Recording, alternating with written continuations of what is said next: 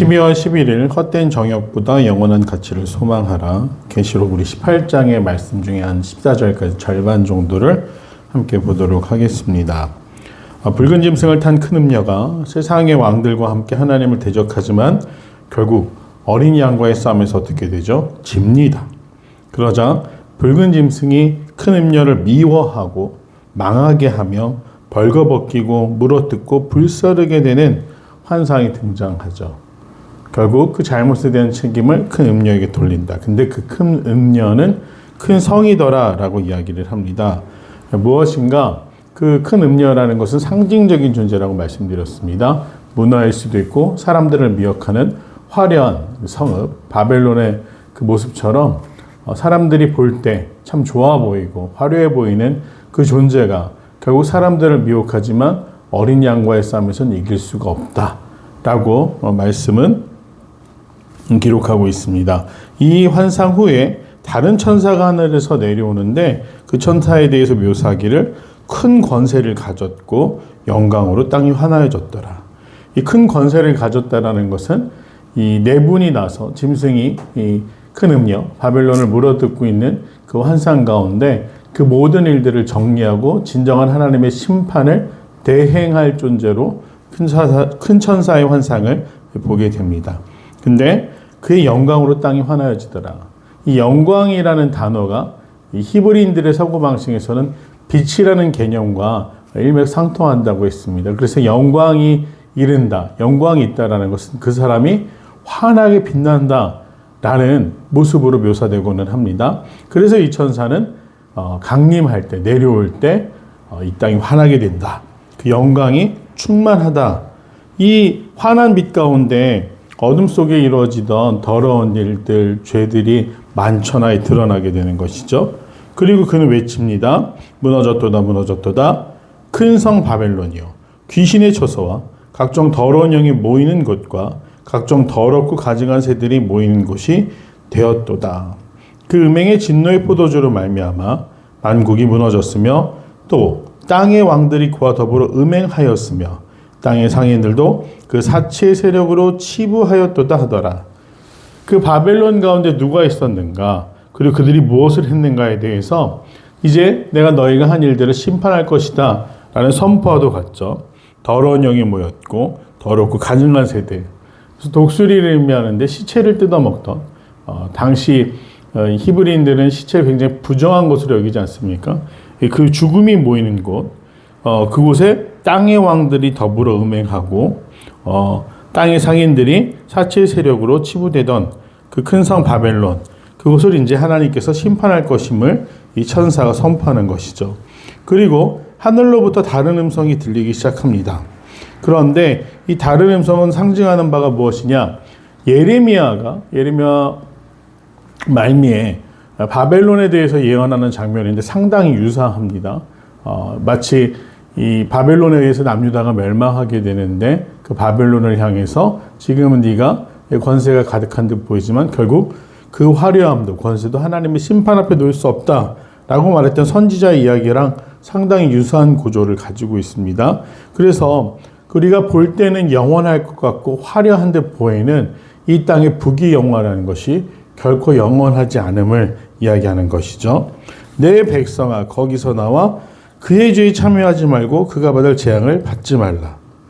이 하늘에서 들리는 음성은 이 바벨론을 향해 선포되던 예언과 유사하고 심판에 대한 이야기지만 가장 앞서 등장하고 있는 것은 남겨진 자들, 혹시나 이스라엘인들에 대해서 하나님이 거기서 나와 죄에 참여하지 말고 재앙을 받지 말라.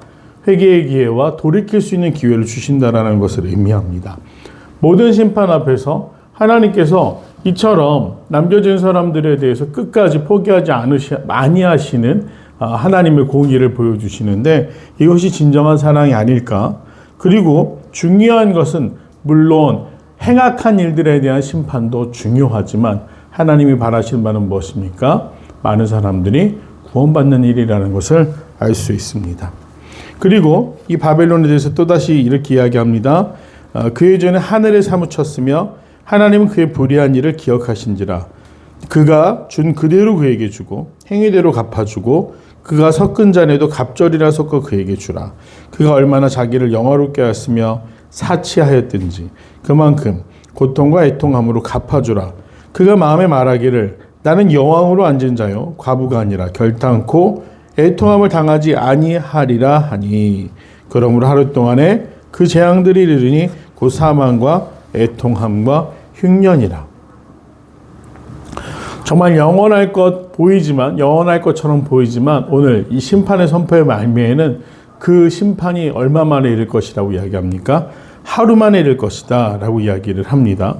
하늘에서 들리는 음성은 싸움에서 진 큰 음녀, 이 바벨론, 큰 성으로 언급되는 짐승의 표를 받고 동참했던 국가, 권력자들, 사람들에 대해서 하나님께서 불의한 일을 기억하고 계신다.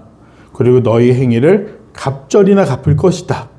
그리고 교만하여 자신을 영화롭게 하고 사치함에 고통과 애통함으로 갚아주실 것이다. 그리고 애통을 당하지 않을 것이라 교만하게 외치지만 하루 동안의 재앙에 그 모든 것들이 불살라질 것이다. 라는 선포의 말씀이 들립니다. 즉, 이 심판의 주체는 하나님이시며 하나님이 하실 일들은 그들이 영원할 것이라고 생각했던 모든 것들을 단숨에 심판하실 것이다 라고 선포합니다. 그리고 14절 이후에 등장하는 것은 무엇이냐? 그와 함께 음행하고 사치하던 땅의 왕들이 그가 불타는 연기를 보고 울며 가슴을 치며 하는 고백입니다. 즉, 그 악한 일에 동참하고 또 함께 담합 그리고 힘을 모아서 하나님을 대적하는 자들이 큰 성 바벨론, 큰 음료와 같았던 그것이 불타는 것을 보면서 가슴을 치면서 화이토다, 화이토다, 큰 성, 견고한 성 바벨론이여 한 시간에 내 심판이 이르렀다 하리로다. 앞서 하늘에서 들리는 음성은 무엇이라고 이야기합니까? 하루 만에 심판이 이를 것이다. 근데 그 모습을 목격하고 있는 땅의 왕들이 가슴을 치면서 화이토다, 화이토다 하면서 무엇이라 이야기합니까? 한 시간 만에 그 심판이 이르렀다라고 이야기를 합니다.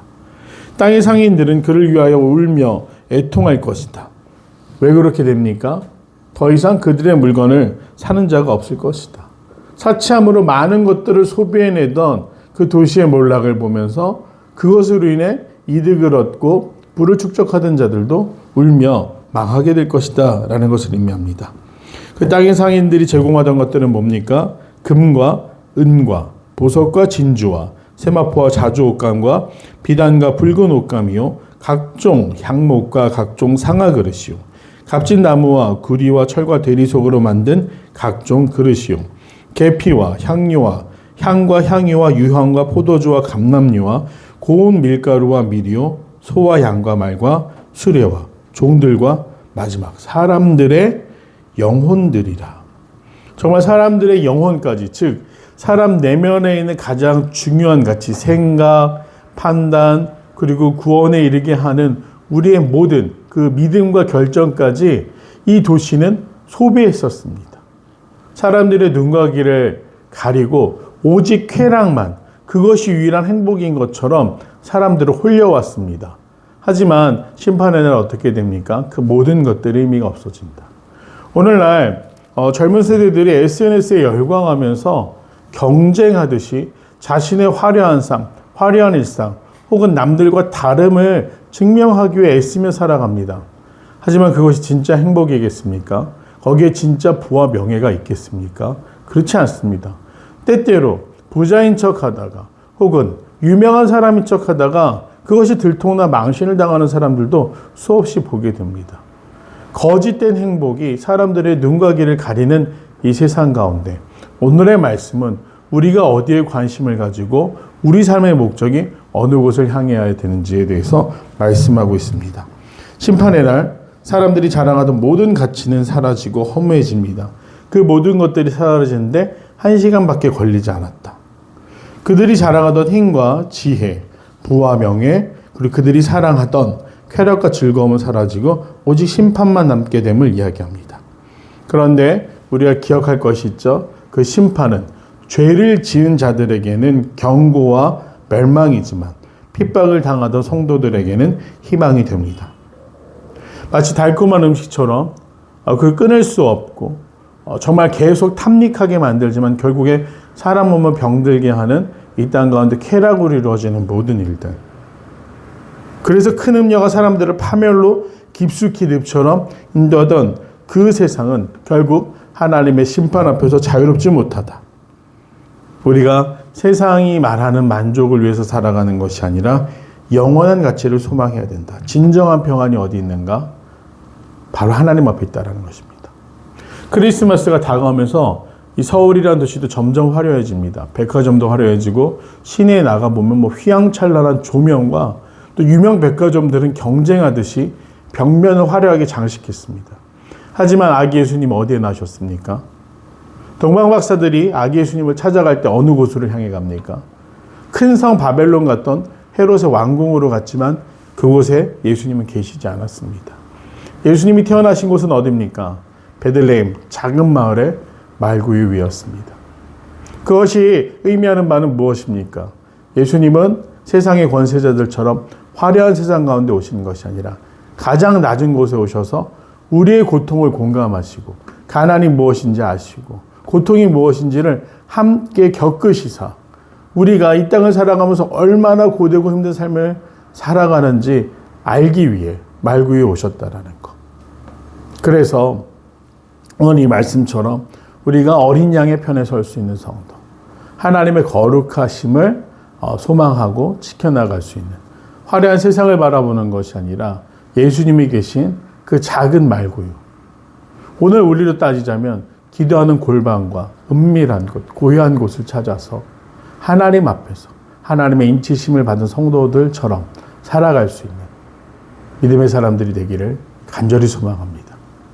우리가 어느 곳에 집중할 것인가 오늘 결정할 수 있는 힘과 용기 주시기를 함께 간구했으면 좋겠습니다. 기도하겠습니다. 은혜로우신 아버지 하나님, 우리의 삶이 세상을 바라보는 것이 아니라 하나님이 계신 곳을 바라보기 원합니다. 왕궁을 바라보는 것이 아니라 말구유에 나신 아기 예수를 경배할 수 있는 인생을 살아가기 원하오니 분별하는 지혜를 주시옵소서. 결단하는 용기를 주시옵소서. 그리고 무엇보다 하나님을 더 사랑할 수 있는 마음 주시사 강건한 믿음으로 하나님의 인치심을 받은 성도대로 살아갈 수 있도록 인도하여 주시옵소서. 감사드리며 사랑하는 예수님의 이름으로 간절히 기도드립니다. 아멘.